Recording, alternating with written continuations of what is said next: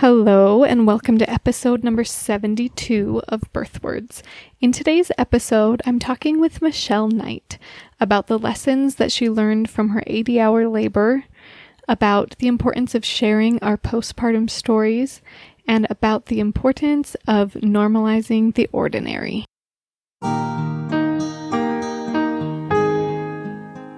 Welcome to Birthwords. Words are powerful. What are you doing with yours?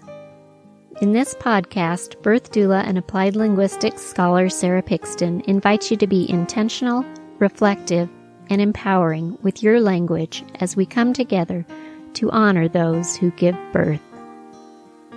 The work of Birthwords is to elevate the language surrounding pregnancy, birth, and the postpartum period.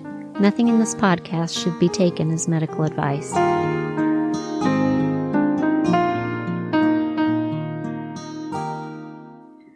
Michelle Knight is a mother, wife, world traveler, and storyteller. She hosts the Beautiful Climb podcast and is also a personal brand coach. She experienced her own personal rebirth during her 80-hour at-home labor that gave her the epiphany she needed to finally start living the life she wanted. Her 80-hour labor not only brought Michelle her beautiful son, Cal, but during the process, she was able to finally let go of the grief she had been carrying around for years after losing her little brother to cancer. Michelle's birthing story continues to shape the way she lives today, now 5 years later.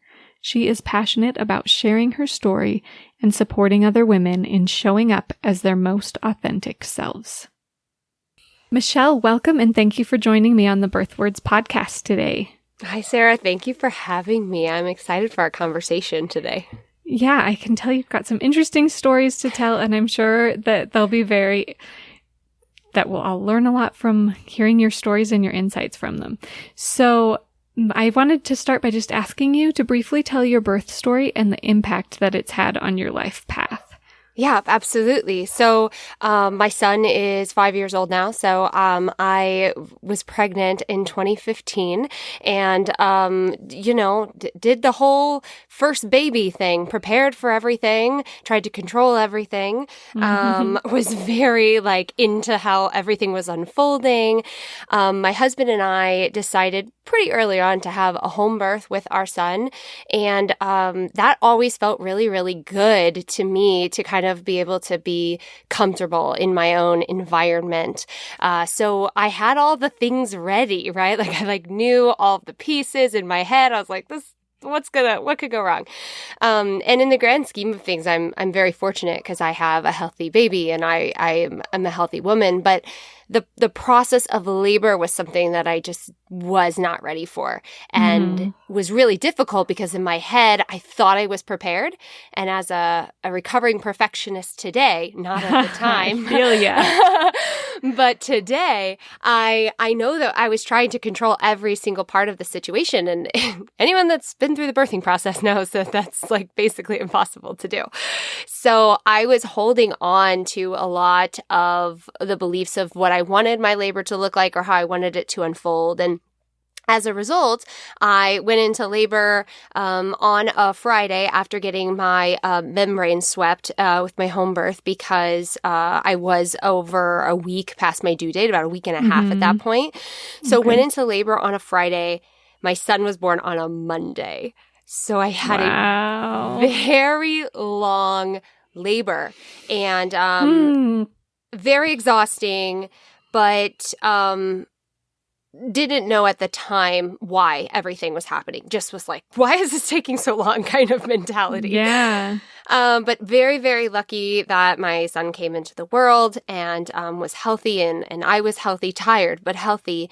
And after that, I transitioned into a very difficult postpartum experience, which I know that we will spend time talking about today. And looking back, know that so much of my birth story was because of myself and my inability to become vulnerable and to let go and allow myself to really be in that moment. And there was a moment near the end where my husband goes, "You just have to let go. He's like, you're never going to transition if you are holding on to everything so tightly. And then, of course, after that, it happened, right? Like then everything progressed very quickly. So it was a huge growing point for me and just my journey as a woman moving into motherhood, but also really understanding more about myself and some of the things that I needed to let go of in my own life. Yeah. Wow. Okay. First of all, I just want to take a nap thinking about being in labor for that long. But yeah, I so appreciate your insights about the ability, the need, right, to let go and to be okay with not controlling every single little thing and to just let what was going to happen. And the moment that you realized that was the moment that it finally could happen, right? Yeah, it was a lesson that I think I had been waiting 30 years to learn, and it just happened during labor. And I think too, like one of the things after my son was born, and I would tell this story, is so many people would say, "Oh, he just wasn't ready. He just wasn't ready." And it was through my own journey that I realized that, like, of course he was ready. Like my body really wasn't allowing that process to happen. It was holding on. And what I later realized in my postpartum was I was holding on to kind of who I was and my thoughts around things and having to control the situations when so much was just kind of letting things unfold naturally. So it was quite the life lesson. Yeah, birth can be a great teacher. So you've talked a little bit about your postpartum time, but what do you wish you'd known about your postpartum emotions and support before you gave birth? Well, I didn't know anything, so lots of things. I think as someone who prepared, or I'm using air quotes even though you can't see them, prepared for my labor and was so diligent with it and thought about all the details and, what was he going to wear when he was born and, what music was I going to play, and all of those things are absolutely amazing. But I wish I would have had the knowledge. That's kind of the thing that I keep coming back to, the knowledge to also put pieces in place to support myself postpartum. That all the information that I had kind of consumed up until that point was like, have meals prepared, have, your bathroom basket ready to go, those different pieces. But there wasn't a lot about the emotional changes that were going to happen.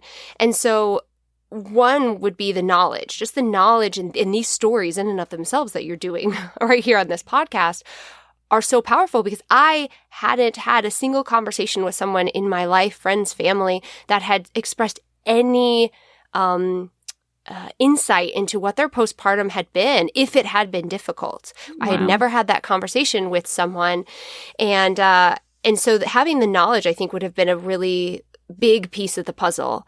And then I think that would have allowed me to know that this is common and this is something that happens to so many women on a wide spectrum of, postpartum depression, baby blues as they call them, those that spectrum. Like, this is happening to so many. You don't need to feel ashamed for feeling this way. Yeah. That would have been really empowering, I think, for me to then have open conversations with people to say, hey, this is what's going on. This is the way that I'm feeling. But I didn't really know how to communicate that because it felt so foreign to me, and almost like I shouldn't be feeling this way. Like there was a level of shame associated with it as well, because I was supposed to be really happy, and joyful and thankful. And I was, but at the same time, I was really struggling internally with a lot of different things. Yeah, I think that's so critically important and so interesting that you're pointing out, if I'd had or heard these conversations beforehand, that would have made a big difference. Just the power of words to validate experience, right? If I'd heard that someone else had had this experience beforehand, if I'd heard someone else speak about that experience, it could validate my own. Because without those words and those stories being shared, there's this, like you said, this taboo, this concern of like, if I tell people that I'm struggling, maybe they think that it means I don't love my baby or that I wish I hadn't done this. And it's like, no, there is such a hormonal roller coaster and journey that happens after we give birth, and your love for your baby and your just shifting of identity to motherhood are complex things that we need to kind of give voice to the complexity, because otherwise the simplicity is just kind of the assumption, I guess. Yeah. I had always heard about the very severe cases of postpartum depression, and I hadn't heard about what you just referenced was the shifting of identity, which is so difficult. But again, it's like, should I be telling someone about this? Is this worth it? Is this related to the birth? What's going on, right? It feels very foggy and uncertain. And I my friends know, like, I will tell everyone my postpartum story, because I'm like, if I tell one person and one person just needed to hear that to then reach out to their friend or their family or their partner, then that's enough for me, because I think that would have made a huge difference in my journey. I have an amazing husband, and we have a very great communication style. So he could recognize that things were off, but it still took months for us to even sit down and say, something has been wrong. And he's a new father, so he's in it too, right? Like, we can't rely on him. Fog. Yeah. Yeah. And I think that you're emphasizing something I mentioned too, that it maybe the thing that we don't prepare for is this identity shift. And the way that I used to define myself and who I am and what I do has totally shifted, and that's okay, and it can be good and healthy. But if we're unprepared for it, it can be really difficult. And knowing, like, you've brought up the need for support, not just in the meals and having your bathroom basket ready and whatever, but the need for support in this process of becoming a new sort of being. Yes. Yeah. I always say, sorry. Yeah, no, you go ahead. What do you always say? I was going to say that I was in an in-between. I was like holding on to who I once was while being pulled into the direction of who I was becoming. And it's mind-blowing. Like, anyone who's gone through that knows it feels like you're being pulled in two different directions. Yeah. Okay. So this is sort of like an if you could do it again, what would you do differently sort of question, or knowing now what you do, what do you believe are the best avenues for families to prepare for birth and for this postpartum period and this identity shifting that takes place there? Yeah. And no way am I a birthing expert. I'm obsessed with all the things now, but from my own story, and that's really, like you said, where this comes from. If I were to do it again, if I were to pass this advice on to someone else, I would say, spend time listening to new mother stories, this podcast. There are a lot of resources out there you have to seek out, because they're not readily available. They're not on the new birth checklist, that you download from the internet. But, listen to postpartum stories, not just the birthing stories, although those are amazing as well. I'm so glad I listened to those. What happens after, and listen to, these different conversations. If I had known, I would have had more deep conversations with my friends and family who had children, and just kind of like ask them, what was going on? What were you thinking? Like, what brought you comfort? What seemed difficult? Because a lot of the conversations were just around, you won't sleep, breastfeeding too. That was something that I struggled with, that I didn't even really know that, like, I thought it was supposed to be really natural. Like, we didn't know that there was a whole piece there. So, but surrounding myself with that information and knowledge would definitely be something that I would do again. And I would encourage all new mothers, especially with their first child, to do. And then also the preparing portion of it. We prepare so diligently for the birth and not so much for after. So, looking into, is this something that I am worried about, maybe based on my past mental history or hormonal imbalances that I already had, which is something that I didn't know that I had at the time. Would a postpartum doula be helpful to have on hand, so you're not just relying on your partner?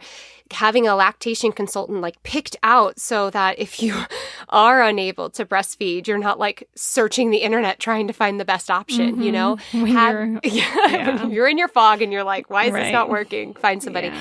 So having those avenues in place, and then also having conversations with my loved ones and saying, all right, like, please pay attention. Like, please let me know if you notice if something is off. In my situation, everyone was telling me that I should have people around me and support, but I wanted no one by me. So I kept pushing people away and was just kind of like in my bubble. And sometimes I think going back, I would have wanted them to push back in a little bit and maybe recognize that didn't seem supernatural. So I think the knowledge piece is a big part of it, listening to stories so that you know that this happens often and there are different variations of it, inviting your support system in, and then having those pieces lined up in case you need them. Yeah. Okay. That is obviously all excellent advice. And I think really good points about like the power of listening to other people's stories and letting them teach you about what questions to ask. It sounded as you were talking like going into it, you didn't even know what questions you should be asking people because you just weren't aware of all the different facets of preparing for the postpartum period and life as a new mother. And I think that the more we inform ourselves about a variety of options of how things could play out, then we can start asking ourselves questions about how do I prepare myself for that, and who's in my circle, and who can I ask to fulfill specific roles. And like you're saying, who do I trust to be the ones that are that I'll say, please check in on how I'm doing, and please push a little harder if you feel like there's something that's off, right? Beforehand. But I think my huge takeaway from this conversation, and hopefully the takeaway of listeners as well as others, is that there is power in sharing stories that are just kind of maybe ordinary, right? And so that people can see what the varieties of ordinary look like. You mentioned that you'd only heard these really extreme postpartum stories before. So you knew, oh yeah, that can happen, but didn't really have a lot of awareness of what an ordinary story looks like. And I think that sometimes that happens when I'm interviewing guests on this podcast. They'll be like, well, I don't have anything like amazing to share. And I'm like, great. Yes. I want to hear your ordinary, because most people will have fairly ordinary experiences, but if you've never had that kind of experience before, you don't even know what to expect or what is ordinary, what is normal, when should I be asking questions, and when should I be seeking for more help. So thank you for sharing your story. Thank you for having me. I love that piece of the storytelling. It's such a big part of my life since having my son and telling these stories. And it's just, like you said, it's so powerful. And it's that vulnerability piece that people are just waiting for, that permission, and it removes so much of the shame that we might be feeling because we feel alone or something is wrong with us. And there's so much power in that. So thank you. Yeah. Okay. Well, Michelle, if our listeners want to connect with you on social media or other avenues, what's the best way to connect with you and keep following your journey? Yeah, you can find me on Instagram at Michelle Knight Co. Michelle, KNIGHTCO. And I'm hanging out over there. Okay. Sounds great. I'll make sure to tag that and people can check out what you're doing. Amazing. Thank you. Thank you. If you're interested in sharing your ideas or experiences on the podcast, go to birthwords.com. If you're liking what you hear, please leave a review on your podcast app. For more resources about language for a better birth, subscribe to the monthly newsletter at birthwords.com and follow Birthwords on Instagram and Facebook.